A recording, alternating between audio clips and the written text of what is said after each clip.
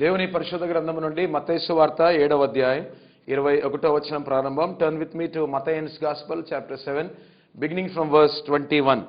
ప్రభువా ప్రభువా అని నన్ను పిలిచి ప్రతివాడును పరలోక రాజ్యంలో ప్రవేశింపడు గాని పరలోకమందున నా తండ్రి చిత్త ప్రకారం చేయువాడే ప్రవేశించును. ఆ దినమందు అనేకులు నన్ను చూచి ప్రభువా ప్రభువా మేము నీ నామమున ప్రవచింపలేదా, నీ నామమున దయ్యములను వెళ్ళగొట్టలేదా, నీ నామమున అనేకమైన అద్భుతములు చేయలేదా అని చెప్పుదురు.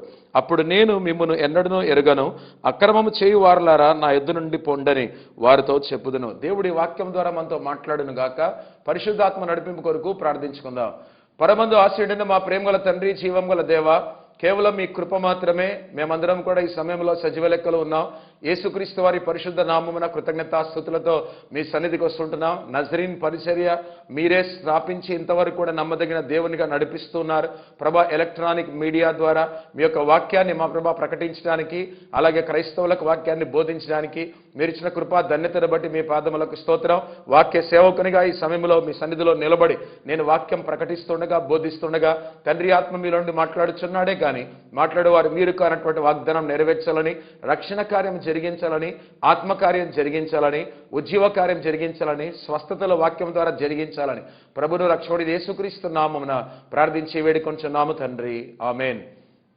ఈ రాత్రి కాలమందు దేవుని యొక్క మహాకృపను బట్టి విశాఖపట్నంలో మేము నడిపిస్తున్నటువంటి నాజరీన్ మినిస్ట్రీస్ తరపున, నాజరీన్ బైబిల్ కాలేజ్ తరపున, నాజరీన్ సంఘము తరపున లోక రక్షకుడు నిజ దేవుడైనటువంటి యేసుక్రీస్తు వారి పరిశుద్ధ నామమున మీకు అందరికీ కూడా శుభములు తెలియజేస్తున్నాం. దేవుడు తన కృపలో అనుగ్రహించిన మరొక నూతన దినాన్ని బట్టి నిజంగా దేవునికి స్తోత్రాల వందనాలు ఈ సమయంలో చెల్లిస్తుంటున్నాను. ప్రభునందు ప్రేమటువంటి వాళ్ళరా, దేవుని సన్నిధిలో నిలబడి ఈ రోజు వరకు కూడా దేవుని యొక్క పరిచర్య చేయగలుగుతున్నామంటే ఇది కేవలం దేవుని యొక్క ఉచితమైనటువంటి కృప, పరిశుద్ధాత్మ యొక్క కుమ్మరింపు, ఆ తర్వాత మీరు చేసేటువంటి ప్రార్థనలు, అందుని బట్టి నిజంగా దేవునికి స్తోత్రాల వందనాలు ఈ సమయంలో చెల్లిస్తుంటున్నారు. ఈ రాత్రి కాలం ముందు మనం ధ్యానించేటువంటి అంశం ఏమనగా ద విల్ ఆఫ్ గాడ్, అనగా దేవుని చిత్తం అనేటువంటి అంశాన్ని మనం అందరం కూడా ధ్యానించుకోబోతుంటున్నాం. 4 సువార్తలు కూడా ఉన్నాయి ఉపోద్ఘాతములో, జాగ్రత్తగా వినాలి. మత్తయి, మార్కు, లూకా అనేటువంటి 4 సువార్తలు కూడా ఉన్నాయి. అయితే మత్తయి సువార్తలో యేసుక్రీస్తు ప్రభువారిని మత్తయి రాజుగా చూపిస్తున్నాడు. ఆ తర్వాత మార్కు సువార్తలో యేసుక్రీస్తు ప్రభువారిని సేవకునిగా మార్కు చూపిస్తున్నాడు. లూకా సువార్తలో యేసుక్రీస్తు ప్రభువారిని లూకా మనుష్య కుమారునిగా చూపిస్తున్నాడు. యోహాను సువార్తలో యేసుక్రీస్తు ప్రభువారిని దేవునిగా, దేవుని కుమారునిగా యోహాను చూపిస్తున్నాడు.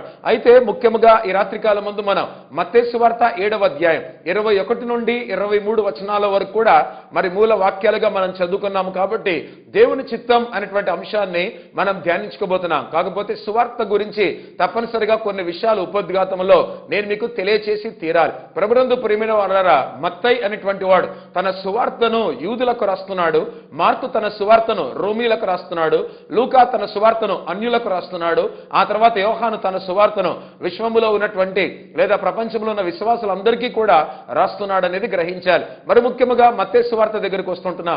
మత్తయి సువార్తలో ఇందాకనే నేను చెప్పాను, యేసుక్రీస్తు ప్రభువారిని మత్తయి రాజుగా చూపిస్తూనే ఉన్నాడు.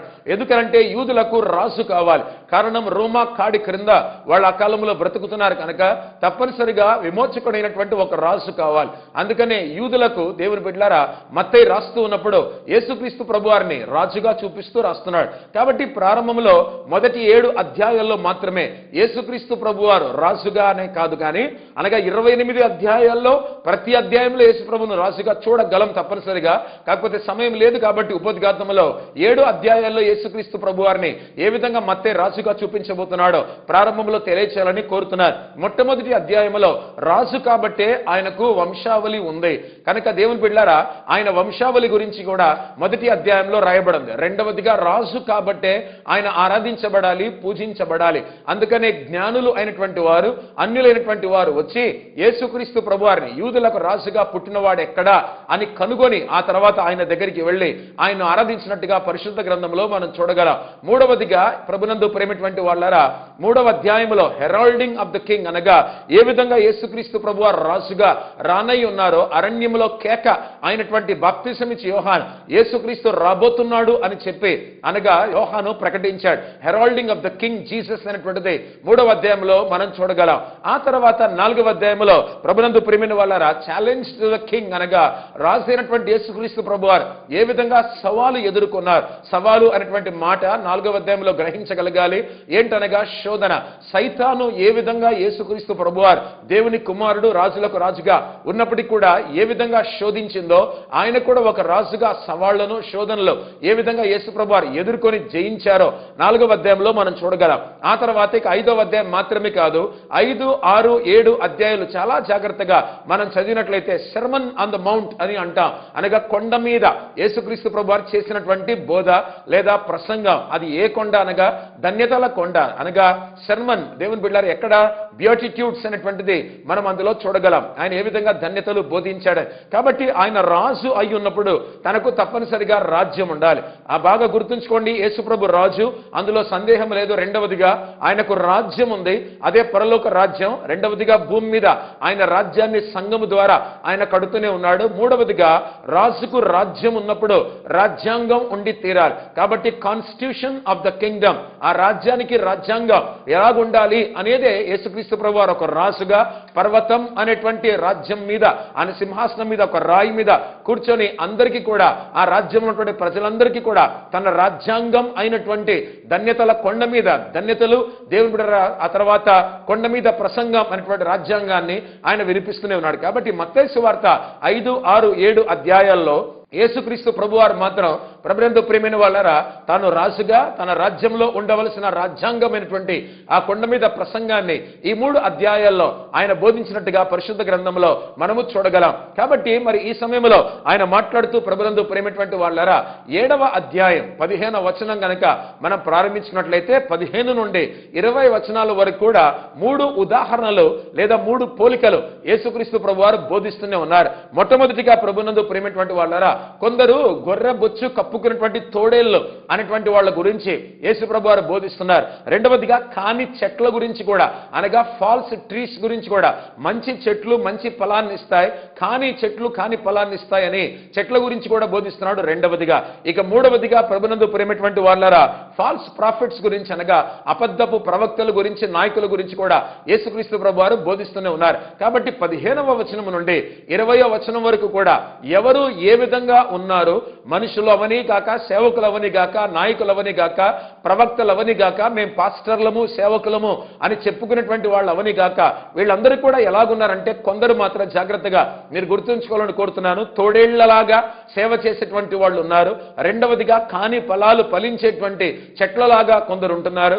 మూడవదిగా దేవుడు నాకు చెప్పాడు, దేవుడు నాకు బయలుపరిచాడు, దేవుడు నాకు ఈ దర్శనం ఇచ్చాడు, దేవుడు నాకు కలలో మాట్లాడాడు అని చెప్పి, దేవుడు బయలుపరిచాడు ఇదని చెప్పి అబద్ధాలు చెప్పేటువంటి అబద్ధ ప్రవక్తలుగా నేటి కాలంలో లేకపోలేదు. గత 2000 సంవత్సరాల నుంచి యేసుక్రీస్తు ప్రభువారు నిజంగా ఏమైతే చెప్పారో ఇప్పటికీ కూడా ఇలాంటి తోడేళ్ల లాంటి వాళ్ళు, కానీ చెట్ల లాంటి వాళ్ళు, ఆ తర్వాత అబద్ధ ప్రవక్తలు అనేటువంటి వాడు దేవుడు నాకు చెప్పాడు అని చెప్పుకున్నటువంటి వాళ్ళు చాలా మందిని కూడా మనం ఇప్పటికీ కూడా సేవలో చూస్తూనే ఉంటున్నాం. అందుకనే ఈ మూడిటి గురించి లేదా ముగ్గురి గురించి కూడా యేసుక్రీస్తు ప్రభువారు మాట్లాడుతూనే ఉన్నారు. ప్రభునందు ప్రేమటువంటి వాళ్ళారా, వీళ్ళందరూ కూడా ఏమంటున్నారు చాలా జాగ్రత్తగా మీరు వినాలని కోరుతుంటున్నాను.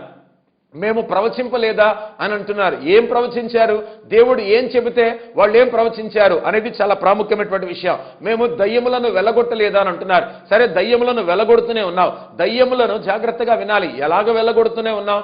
దేవుని యొక్క ఆత్మ ద్వారా వెలగొడుతూనే ఉన్నావా? మరొక విధంగా దయ్యాలను వెలగొడుతూనే ఉన్నావా? ఎంతో మంది కూడా ఇప్పటికీ దయ్యాలను వెల్లగొట్టేటువంటి వాళ్ళు ఉన్నారు, లేకపోలేదు. యేసు ప్రభు నామమున కాకుండా మరొక విధంగా కూడా దయ్యములను వెల్లగొట్టేటువంటి వాళ్ళు కూడా ఉన్నారు.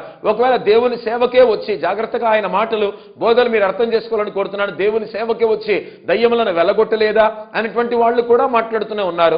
అలాంటి వారి గురించి యేసుక్రీస్తు ప్రభువారు ఏం మాట్లాడుతున్నారు అనేది చాలా ప్రాముఖ్యమైనటువంటి విషయం. ఇక మూడవదిగా వాళ్ళు చెప్పేటువంటి మాట, మేము అద్భుతములను చేయలేదా అనేటువంటి మాటను కూడా అంటూనే ఉన్నారు. మేము ప్రవచింపలేదా, రెండవదిగా దయ్యములను వెల్లగొట్టలేదా, మూడవదిగా అద్భుతములు చేయలేదా అని అంటున్నారు. ప్రభునందు ప్రేమటువంటి వాళ్ళారా, చాలా జాగ్రత్తగా మీరు వాక్యం వినాలని కోరుతున్నాను.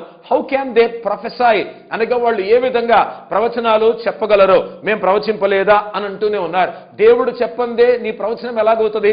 జాగ్రత్తగా గుర్తుంచుకోవాలి. చాలా మంది క్రైస్తవ విశ్వాసులు ఇప్పటికీ కూడా అమాయకులుగానే ఉన్నారు. చాలా మంది సేవకులు మిమ్మల్ని మభ్యపరుస్తూనే ఉన్నారు. అమ్మ, దేవుడు నాకు చెప్పాడు నీ దగ్గర కానుక తీసుకోమని. అయ్యా, దేవుడు నాకు చెప్పాడు సహోదరా, నీకు దేవుడు ఈ విధంగా నీ దగ్గర తీసుకోమని చెప్తుంటే, మనము చాలా మందిని కూడా వాక్యము తెలియక, ఆత్మ గురించి అవగాహన లేక, పరిశుద్ధాత్మని గురించి, ఇది పరిశుద్ధాత్మ వరం ఈయనకు ఉంది అని అనుకొని, ప్రవచన వరం ఈయనకు ఉంది, దర్శనాల ద్వారా దేవుడు మాట్లాడుతాడు అనుకొని వాళ్ళు వాళ్ళు చెప్పేటువంటి తప్పుడు ప్రవచనాలన్నీ కూడా మనం వినేసి మనం ఏం చేస్తున్నామంటే అంతా కూడా వాళ్ళ దగ్గర దారపోస్తూనే ఉన్నాం. వాళ్ళు గొప్పోళ్ళు అయిపోతున్నారు కానీ మనకు మాత్రం ఆత్మీయ దీవెనలు మాత్రం రావట్లేదు. ఆత్మీయ జీవితంలో ఎలాగున్నామంటే మనం ఎదగకుండా అలాగే ఉండిపోతూనే ఉన్నాం. కాబట్టి హౌ క్యాన్ దే ప్రొఫెసై? దేవుడు చెప్పందే వాళ్ళు ఏ విధంగా ప్రవచిస్తున్నారు? వాళ్ళ గురించి యేసు ప్రభు ఏం మాట్లాడుతున్నాడో ప్రతి పదం కూడా నా ప్రసంగంలో మీరు వినాలని కోరుతున్నాను. రెండవదిగా దేవుని బిడ్డలారా, how can they caste out demons అనగా దయ్యములను వాళ్ళు ఏ విధంగా వెళ్ళగొడుతున్నారో ఒకసారి మీరు ఆలోచించాలని కోరుతున్నారు. కొన్నిసార్లు సేవలో కూడా ఎవరిని ముందుగానే ఏర్పాటు చేస్తారు. దయ్యం పట్టినట్టుగా నటించినటువంటి వాళ్ళు ఉన్నారు, దయ్యములను వెళ్ళగొట్టినట్టుగా కూడా నటించేటువంటి వాళ్ళుగా ఉన్నారు. ఒక్కొక్క దయ్యాన్ని చాలాసేపు ఎంటర్టైన్ చేసినటువంటి వాళ్ళు కూడా చాలాసేపు ఉన్నారు. అంతసేపు దయ్యాలతో మాట్లాడాల్సిన అవసరం లేదు. అంతసేపు దయ్యాలను స్టేజ్ మీదకి పిలిపించి ఎక్కువసేపు వాటిని మనం ఎంటర్టైన్ చేయాల్సిన అవసరం లేదు. యేసు నామమున అన్నప్పుడు ఆ దయ్యము పారిపోవలసిందే.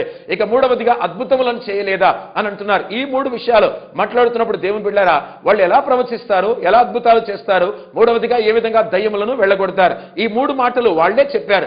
ఎవరు వాళ్ళు అనేది కూడా యేసుక్రీస్తు ప్రభువారు తెలియజేశారు. అందుకనే దేవుని చిత్తం, సేవలో దేవుని చిత్తం జరుగుతుందా?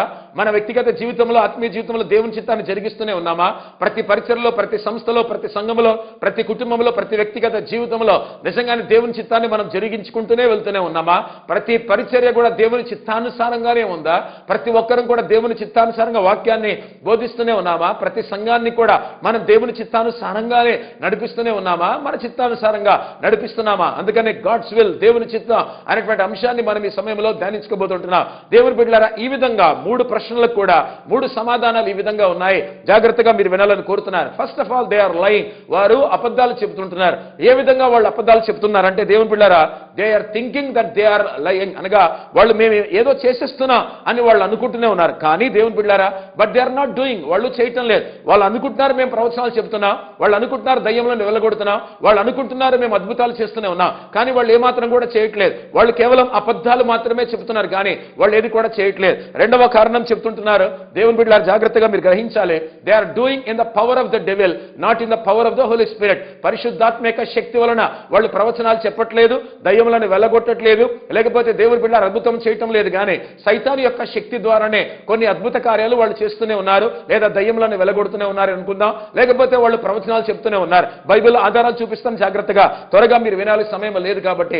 అపోస్తల కార్యముల గ్రంథం కనుక చదివితే గారడీ వాడినటువంటి సీమోను ఉన్నాడు. బాగా ఆలోచించండి, వాక్యం తెలిసి ఉంటే, తెలియనటువంటి వారికి కూడా చెప్తుంటున్నాను. చివరిలో హిందువుల కొరకు, ముస్లింల కొరకు, నాస్తికుల కొరకు, ఒక మాటలో క్రైస్తవ ఏతరులందరి కొరకు కూడా దేవుని యొక్క వాక్యాన్ని, సువార్తను కూడా నేను వినిపించబోతున్నాను. యేసు ప్రభు ఎంత గొప్ప దేవుడో మీరు వినాలని కోరుతుంటున్నాను. దేవుని బిడ్డారా, గారడీ వాడినటువంటి సీమోను అపోస్తల కార్యముల గ్రంథంలో ఇతడు ఎలాంటి వాడండి? జాగ్రత్తగా వినాలి. ఎప్పుడైనా హోలీ స్పిరిట్ పవర్ లో అద్భుతాలు చేశాడా?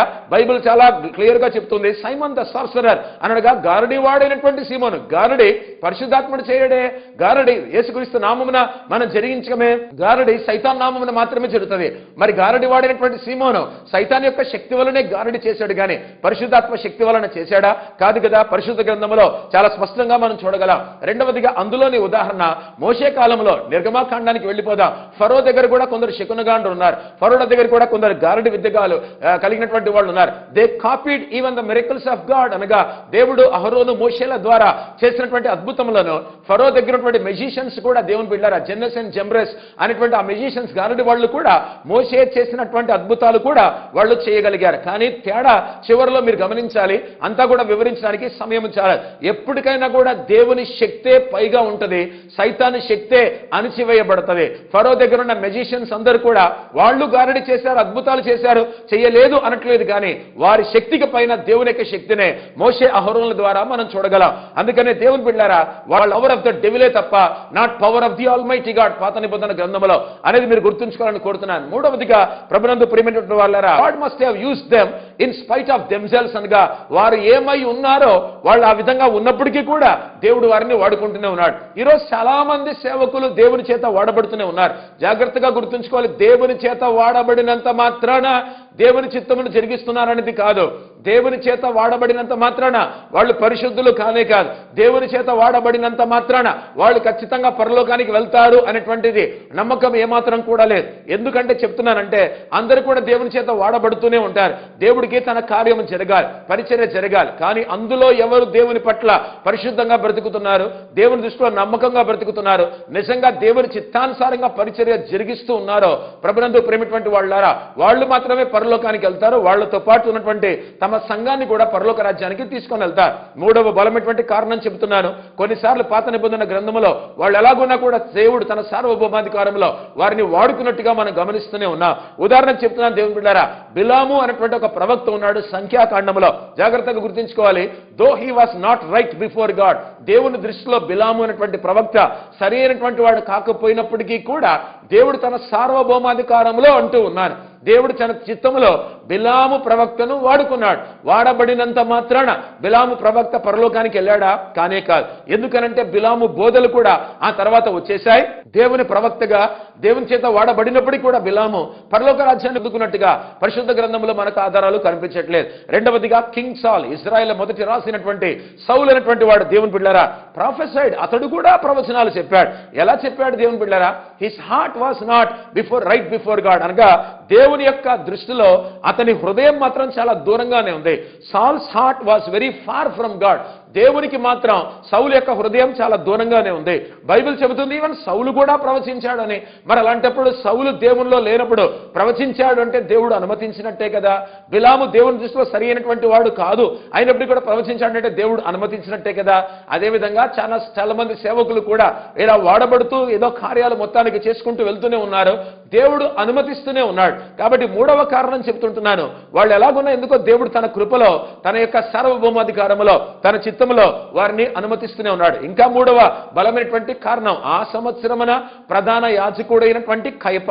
యోహాను సువార్త 11వ అధ్యాయం 52వ వచనంలో కయప అనేటువంటి ప్రధాన యాజకుడు ఈ విధంగా చెప్పాడు, ఒక మనుషుడు ప్రజల కొరకు చనిపోవుట మీకు యుక్తము అనేటువంటి ప్రవచనం చెప్పాడు. తన గురించి తనకు తెలియకుండానే, అసలు ఆ మనుషుడు ఎవరో తెలియకుండానే మొత్తానికి ఆ సంవత్సరమున తాను ప్రజా యాజకుడై ఉన్నాడు కాబట్టి కయప అనేటువంటి వాడు దేవుని బిడ్డలారా ఒక మనుషుడు ప్రజల కొరకు చనిపోవుట మీకు యుక్తము అనేటువంటి ప్రవచనం చెప్పేశాడు. అంటే ఆ ప్రవచనం యొక్క వాల్యూ అంటే తనకు తెలియదు, ఆ మనుషుడు ఎవరో యేసుక్రీస్తున్నటువంటి విషయం తనకు తెలియదు, కానీ మొత్తానికి మాత్రం ఆయన ప్రవచనం చెప్పేశాడు. కాబట్టి ఈ విధంగా వాడబడుతున్నారు చాలా మంది కూడా.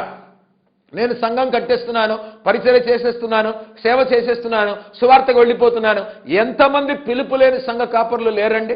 ఎంతమంది పిలుపులేని సువార్తికులు లేరండి? ఎంతమంది దేవుని యొక్క పిలుపు లేకుండా దేవుని చేత ఏర్పరచబడకుండా సొంత పరిచర్యలు చేస్తున్నటువంటి వాళ్ళనే ఎక్కువగా మనం చూస్తున్నాం. నిజం చెప్పాలంటే దేవుని చేత పిలువబడి ఏర్పరచబడి ప్రతిష్ఠింపబడి అభిషేకింపబడి సేవకులు తక్కువ ఉన్నారేమో కానీ మిగతా వాళ్ళందరూ కూడా ఈ కాలంలో ఎక్కువ మంది సేవకులు అయిపోతూనే ఉన్నారు. ఆలోచించుకో ఒకసారి, బిలాములాగా నువ్వు సేవ చేస్తున్నావా? లేదా సౌలు మహారాజులాగా నీవు కూడా ప్రవచనాలు చెప్పేస్తూనే ఉన్నావా? లేకపోతే ప్రభునందు ప్రేమిటువంటి వాళ్ళారా కయప ప్రధాన యాజకుడే దేవుని యొక్క సన్నిధిలో సేవ చేసేటువంటి వాడే తెలియకుండానే ఏదో చెప్పేశాడు అన్నట్టుగా పరిశుద్ధ గ్రంథంలో మనం చూస్తూనే ఉన్నాం. ఆ విధంగా మనం కూడా చెప్పుకుంటూ వెళ్ళిపోతున్నామా? చాలా జాగ్రత్తగా ఉండాలి. అప్పుడు జాగ్రత్తగా యేసుప్రభువు చెప్పేటువంటి మాట ఏంటంటే, మీరు నా తండ్రి చిత్తమును నెరవేర్చలేదు కనుక నేను మిమ్మల్ని ఎరుగను అని అంటూనే ఉన్నాడు. ప్రభునందు ప్రేమిటువంటి వాళ్ళారా, be careful with people who promote themselves in ministry. పరిచర్యలో, దేవుని సేవలో, సంఘంలో, సంస్థల్లో ఎవరైతే తమ్మును తాము హెచ్చించుకొని వెళ్ళిపోతూనే ఉంటారో, అయ్యగారు ప్రార్థన చేస్తే నాకు ఇలాగైంది, ఈ దైవజనుడు ప్రార్థన చేస్తే నాకు ఇలాగైంది, ఈ దైవజనురాలకి నేను ఫోన్ చేసినప్పుడు ఆవిడ ప్రార్థన చేస్తే నాకు ఇలాగైంది అని చెప్పి వాళ్ళ చేతనే అస్తమానం ప్రతిసారి కూడా టీవీ ముందు ఎలక్ట్రానిక్ మీడియాలో వాళ్ళ చేత సాక్ష్యాలు చెప్పిస్తూనే ఉన్నాం. చెప్పించాలి సాక్ష్యాలు, కానీ ఏమనొస్తుంది అక్కడ? ఈ దైవజనుడు ప్రార్థించినందుకే, ఈ సహోదరుడు ప్రార్థించినందుకే, ఈ కూటానికి వచ్చినందుకే, ఈ సంఘానికి వచ్చినందుకే అనేటువంటిది ఉంది. అంటే చాలా మంది సేవకులు, సేవకురాళ్ళు they are promoting themselves in God's ministry. పరిచర్య దేవునిది, తమను తాము మాత్రం హెచ్చించుకుంటూనే వెళ్తున్నారు. సాక్ష్యం చెప్పేటువంటి వాళ్ళు కూడా చాలా జాగ్రత్తగా వినాలి. ఏమని చెప్పాలి? యేసు ప్రభు నన్ను స్వస్థపరిచాడు, యేసు ప్రభు నాకు విడుదల విమోచనిచ్చాడు, దేవుడు నన్ను కరుణించి నాకు గొప్ప మేలు చేశాడు, దేవుడు నన్ను కరుణించి ఈ రోగమును తొలగించాడు, దేవుడు తన కృపలో నన్ను జ్ఞాపకం చేసుకొని నాకు రక్షణ ప్రసాదించాడని చెప్పాలే తప్ప మనము కూడా సేవకులం ఎలాంటి సాక్ష్యాలు చెప్పిస్తున్నాం చూస్తాం, తప్పనిసరిగా ఎడిటింగ్ చేసుకుంటాం, ఎలాంటి సాక్ష్యాలు చెప్పించాలని ముందుగానే ఎడిటింగ్ చేసుకొని అలాంటి సాక్ష్యాలే మనం చెప్పిస్తూనే ఉన్నాం.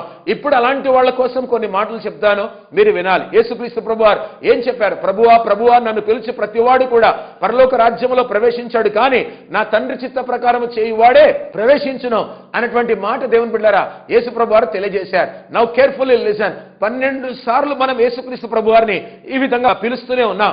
సమయం లేదు కాబట్టి దేవుని యొక్క వాక్యాన్ని చాలా వేగంగా మీతో పంచుకుంటున్నాను, బాగా వినాలి. యేసు ప్రభు ఇలా చెబుతున్నాడు ఎవరితో? మనతోనే. యు కాల్ బి మాస్టర్, మీరు నన్ను గొప్ప బోధకుడని ఏలినవాడని ప్రభు అని పిలుస్తూనే ఉన్నారు. But you obey me not, మీరు నా మాట మాత్రం వినట్లేదు. రెండవదిగా యు కాల్ మీ లైట్, మీరందరూ కూడా నన్ను మాకు వెలుగు నువ్వే అని అంటూనే ఉన్నారు, కానీ మీరు నన్ను చూడటం లేదని యేసుక్రీస్తు ప్రభువారు అంటూనే ఉన్నారు. మూడవదిగా యు కాల్ మీ వే, నేనే మార్గమని మీరు నన్ను పిలుస్తూనే ఉన్నారు, కానీ నా మార్గంలో మీరు నడవట్లేదు. ఆ తర్వాత యు కాల్ మీ లైఫ్, నన్ను జీవం అని పిలుస్తూనే ఉన్నారు, కానీ ఏం జరుగుతుంది? మీరు నన్ను జీవముగా ఎన్నుకోవట్లేదే, పిలుపు మాత్రం జీవం అని అంటూనే ఉంది, కానీ call me life but you choose me not అనేటువంటి యేసుక్రీస్తు ప్రభువారు తెలియజేస్తున్నారు. యు కాల్ మీ వైస్, నేను చాలా జ్ఞానవంతుడని, మీ పిల్లల పరీక్షల్లో ఎంసెట్లో 10th లో ఇంటర్లో జ్ఞానం కావాలని నా దగ్గరికి వచ్చి, దేవా నీ దగ్గర జ్ఞానం ఉందని చెప్పి నీవు ఎంతో గొప్ప జ్ఞానవంతుడు అని యు కాల్ మీ వైస్, నన్ను మీరు జ్ఞానవంతుడా యేసు ప్రభువా అని పిలుస్తూనే ఉన్నారు. But you follow me not, అంటే మీరు మాత్రం నన్ను అనుసరించడం లేదు అని చెప్తూనే ఉన్నారు. చూసారా, మనము బైబిల్ ప్రకారం చెప్తున్నాను 12 విధాలుగా మనం యేసు ప్రభును పిలుస్తూనే ఉన్నాం. అందుకని యేసు ప్రభు 2 సార్లు ఆ పదం వాడాడు. ప్రభువా ప్రభువా అని నన్ను పిలిచి ప్రతివాడు పరలోక రాజ్యంలో ప్రవేశించాడు. అంతటితో అయిపోలేదు, ఇంకా కొన్ని ఉన్నాయి, చాలా జాగ్రత్తగా మీరు వినాలి. యు కాల్ మీ ఫేర్, 10,000లో అతి సుందరుడా అని మీరు నన్ను పిలుస్తూనే ఉన్నారు. But you love me not, పెళ్లి కొడుకు ఇష్టపడుతూనే ఉన్నాం కానీ ప్రేమిస్తూనే ఉన్నాం. అమ్మాయి నచ్చింది ఇష్టపడుతూనే ఉన్నాం, అబ్బాయి నచ్చాడు ఇష్టపడుతూనే ఉన్నాం, చూడంగానే నచ్చేసరికి ప్రేమిస్తున్నాం, ఆ ప్రేమ పెళ్లిగా మారిపోతూనే ఉంది. యేసు ప్రభు దగ్గరికి వచ్చేసి, ఓ 10,000లో అతి సుందరుడా, యు ఆర్ సో ఫేర్, నీవు చాలా అందమైనటువంటి వాడవు, సుందరుడవు అని అంటూనే ఉన్నాం. సుందరుడా సుందరుడా అని పిలుస్తూనే ఉన్నాం, but we don't love him. అందుకని అంటున్నాడు ఆయన, యు లవ్ మీ నాట్, మీరు నన్ను ప్రేమించట్లేదు అంటున్నాడు. తర్వాత ఏమని పిలుస్తున్నావు? నువ్వు చాలా గొప్ప ధనవంతుడవయ్యా, you are very rich God, నువ్వు చాలా గొప్ప దేవుడవయ్యా, ధనవంతుడైనటువంటి దేవుడవయ్యా, మాలాంటి దరిద్రులను మీరు లేవనెత్తున్నావయ్యా అని అంటున్నారు. But you ask me not, ప్రార్థనలో నేను ధనవంతుడు అని నువ్వు ఒప్పుకుంటుంటే ఎందుకు ప్రార్థన చేయట్లేదు? నాకు ఎందుకు నువ్వు ప్రార్థనలో అన్ని కూడా అడగట్లేదు? సొంతగా ఉద్యోగాలు సంపాదించడానికి ప్రయత్నం చేస్తున్నావు, లంచాలు ఇచ్చి ప్రయత్నం చేస్తున్నావు, ఎస్సీ సర్టిఫికేట్లు పెట్టుకొని ప్రయత్నం చేస్తున్నావు, బెనిఫిట్స్ పొందుకోవడానికి ఏవేవో అడ్డదారులు తొక్కుతూనే ఉన్నావు. యు కాల్ మీ రిచ్, జాగ్రత్తగా వినాలి, నన్ను ధనవంతుడని పిలుస్తూనే ఉన్నాం, but you ask me not, ఏది కూడా నువ్వు నన్ను అడిగే ప్రార్థనలో పొందుకోవట్లేదు. ఆ తర్వాత యు కాల్ మీ ఇటర్నల్, నీవు నిత్యుడగు దేవుడవు అని అంటూనే ఉన్నావే, నేను నిత్యుడగు దేవుడని నీ చేత పిలువబడుతూనే ఉన్నానే, but you seek me not, నిత్యుడగు దేవుడైనటువంటి నన్ను నువ్వెందుకు వెతకట్లేదని యేసుక్రీస్తు ప్రభువారు అంటూనే ఉన్నారు. ఆ తర్వాత కొంచెం ముందుకెళ్తే యు కాల్ మీ నోబుల్, నీవు నన్ను లేదా మీరందరూ కూడా నన్ను ఘనుడైనటువంటి యేసు ప్రభు, ఘనుడైన దేవుడు అని అంటూనే ఉన్నారే, but you serve me not, నేను నీ దృష్టిలో నిజంగా ఘనుడైనటువంటి దేవుడిని అవుతే నా సేవ నువ్వు ఎందుకు చేయట్లేదు? ఇది యేసుక్రీస్తు ప్రభువారు అడిగేటువంటిది. మనమేమో ప్రభువా ప్రభు అనేస్తున్నాం, ఆ 12 సార్లు మనం పిలుస్తూనే ఉన్నాం, ఇలాగ పిలుస్తూనే ఉన్నాం. ఇప్పుడు యేసు ప్రభు మనతో మాట్లాడుతూనే ఉన్నాడు. యు కాల్ మీ నోబుల్, నన్ను గనుడవు అని పిలుస్తూనే ఉన్నావు, కానీ నా సేవ ఎక్కడ చేస్తున్నావు? యు సర్వ్ మీ నాట్ అని అంటున్నాడు. ఆ తర్వాత యు కాల్ మీ గ్రేషియస్, అబ్బో నువ్వు ఎంత కృపామయుడవు, ఎంత దయామయుడవు, ఎంత కనికరం కలిగినటువంటి వాడు. యు కాల్ మీ గ్రేషియస్, మీరందరూ కూడా నన్ను కృప కలిగినటువంటి వాడా అని పిలుస్తూనే ఉన్నారు. But you trust me not, నీవు మాత్రం నన్ను నమ్మట్లేదే. నీ పాపాలను తొలగిస్తాను, నీ పాపాలను క్షమిస్తాను, నీకు విడుదలను ఇస్తాను, ఆ తర్వాత నీ తప్పులను క్షమిస్తాను, నీ పొరపాట్లన్నింటినీ కూడా నా రక్తంలో కడిగేస్తాను అనేటువంటి నమ్మకం నీకు లేదే. గ్రేషియస్ గ్రేషియస్ అని పిలుస్తూనే ఉన్నాం, కానీ జాగ్రత్తగా వినాలి, యు ట్రస్ట్ మీ నాట్ అని యేసుక్రీస్తు ప్రభువారు తెలియజేస్తూనే ఉన్నారు. ప్రభునందు ప్రేమటువంటి వాళ్ళరా, ఇంకా ఏమంటున్నాడు ఆయన, ఎంత బాధపడుతున్నాడు మీరు వినాలి. యు కాల్ మీ మైట్, నీవు సర్వశక్తి కలిగినటువంటి దేవుడవని, అన్ని శక్తులు కూడా నీలో ఉన్నాయని, పాత నిబంధన గ్రంథంలో ఎల్ షడ్డాయ్ దేవునిగా నువ్వు బయలుపరుచుకున్నావని, అదే దేవుని కుమారునిగా ఈ లోకంలో నీవు మైటీ గాడ్ గా నువ్వు బయలుపరుచుకున్నావని. యు కాల్ మీ మైట్, నేను శక్తి కలిగినటువంటి దేవుడిగా మీరందరూ కూడా నన్ను పిలుస్తూనే ఉన్నారు. అయితే జాగ్రత్తగా వినాలి, but you honour me not, అనగా నేను మీ దృష్టిలో, మీ అందరి దృష్టిలో ఇంత గొప్ప దేవుణ్ణి అయితే, శక్తి కలిగినటువంటి దేవుణ్ణి అయితే, చాలా జాగ్రత్తగా మీరు వినాలి, ఎందుకు మీరు నన్ను ఘనపరచడం లేదు? గొప్పవారిని ఘనపరుస్తూనే ఉన్నాం కదా. రాజకీయ నాయకులు వచ్చేస్తే చర్చిలో ఎక్కడ లేని హడావుడి మన సంఘ పెద్దలు చేస్తూనే ఉంటారు. లేకపోతే ఎవరైనా కూటాలకు వచ్చేస్తే వారికి మాత్రం పీఠాలు వేసి కూర్చోబెడుతూనే ఉంటారు. స్టేజ్ మీదకి వారు ఉండాలి. సామాన్యమైనటువంటి మనుషునికి మాత్రం ఏమాత్రం కూడా గుర్తింపు ఉండదు. యేసుక్రీస్తు ప్రభు వారి దగ్గరికి వెళ్తూనే ఉన్నావు, ఏమని చెప్తున్నావు? యు ఆర్ మైట్ అంటున్నావు, నువ్వు చాలా గొప్పవాడు, శక్తి కలిగినటువంటి దేవుడు అంటున్నావు. But you honour me not, మీరు మాత్రం నన్ను ఘనపరచట్లేదని యేసుక్రీస్తు ప్రభు వారు ఎంతగానో బాధపడుతూనే ఉన్నారు. ఆలోచించండి దేవుని బిడ్డలారా. ఇక చివరిగా జాగ్రత్తగా మీరు వినాలి.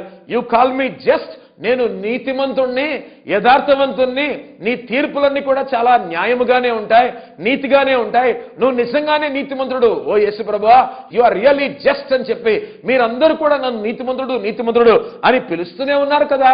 But you fear me not, నేనంటే నీకు అసలు భయమే లేదు. ఆలోచించుకోండి దేవుని బిడ్డారా.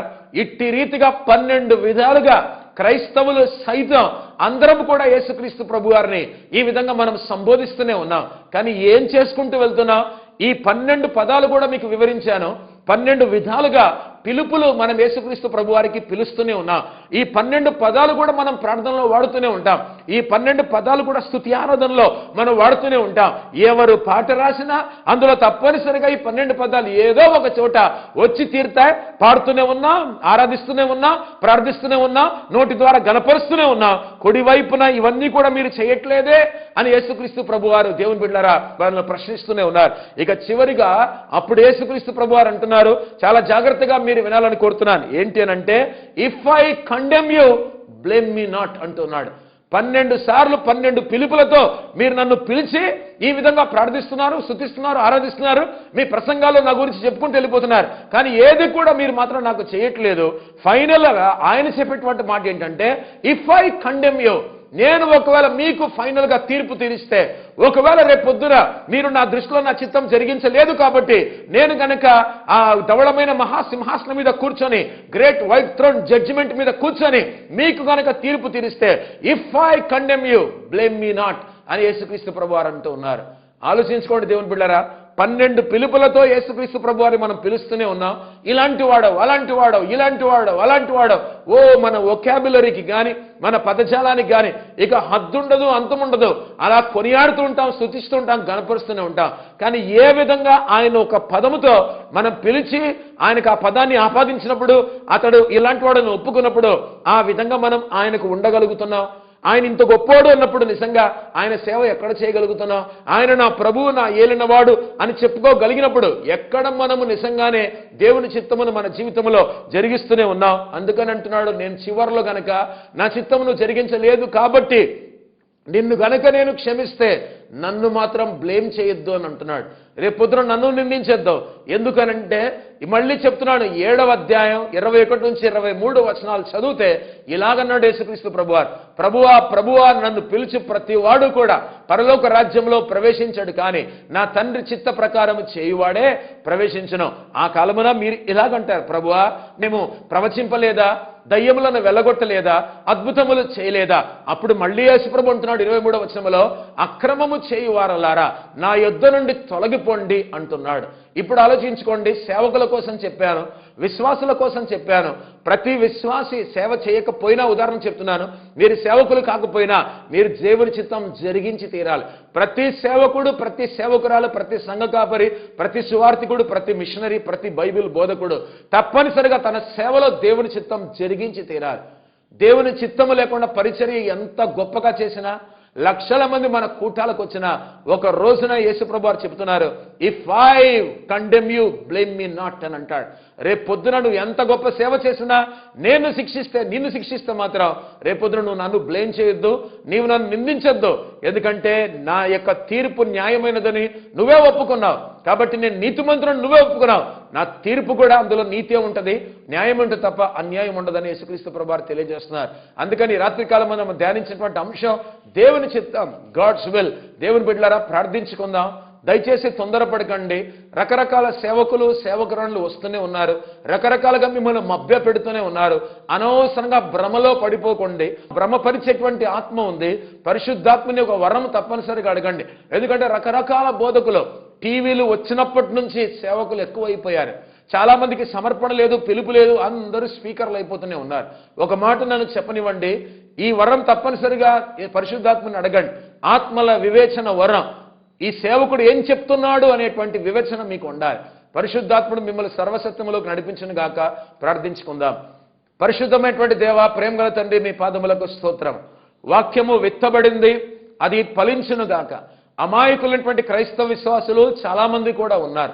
బొట్టు పెట్టుకున్నా తప్పు లేదని వాళ్ళ చేత సాక్ష్యాలు చెప్పించేటువంటి సేవకులు కూడా ఉన్నారు. టీవీల్లో నిలబడి ఇప్పటికీ కూడా అలాంటి వాళ్ళు సాక్ష్యాలు చెబుతూ ఉండగా ఎన్ని సాక్ష్యాల ద్వారా నిజంగా మీరు ఘనపరచబడుతున్నారు అనేది ప్రభా మీకే తెలుసు. కాబట్టి మీ కృపలో కనికరించండి. మిమ్మల్ని ఏదేదో సంబోధిస్తూనే ఉంటాం, రకరకాలుగా పిలుస్తూనే ఉంటాం, కానీ ఎక్కడ లోబడుతున్నాం, ఎక్కడ మీ చిత్తాన్ని జరిగిస్తున్నాం, మీ చిత్తమును నెరవేర్చడానికి మీ కృపను, పరిశుద్ధాత్మ శక్తిని మాకు దయచేయాలని ప్రభును రక్షకుడైన యేసుక్రీస్తు వారి పరిశుద్ధ నామమున ప్రార్థించి స్తుతించి వేడుకొంచున్నాము తండ్రి. ఆమేన్. మన పరమతైనటువంటి దేవుని యొక్క ప్రేమయు, ప్రభును రక్షకుడైన యేసుక్రీస్తు వారి యొక్క కృపయు, ఆదరణకర్తైన పరిశుద్ధాత్మ దేవునికి అన్యోన్య సహవాసం చేరడం మనకందరికీ, ఆయనను ప్రేమించి ప్రతి బిడ్డకును, నాజరేన్ మినిస్ట్రీస్కు ఇప్పుడెల్లప్పుడు సదాకాలము తోడై ఉండును గాక. ఆమేన్.